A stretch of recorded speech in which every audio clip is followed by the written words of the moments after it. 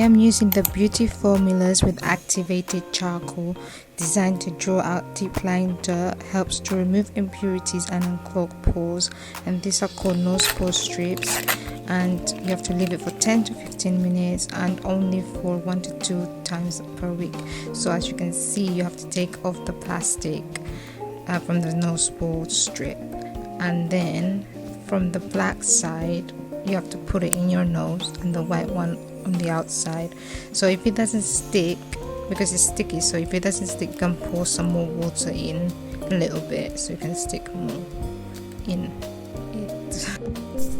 So it's been almost 10 minutes. As you can see, there's some black charcoal left over, and it's quite dry and it's very hard to take it off.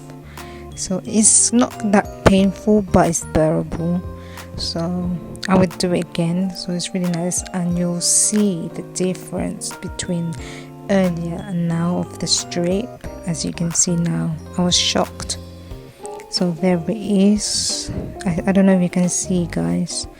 So I didn't want to show it to you. So yeah, I think I've been using it for 2 weeks now, so it's okay.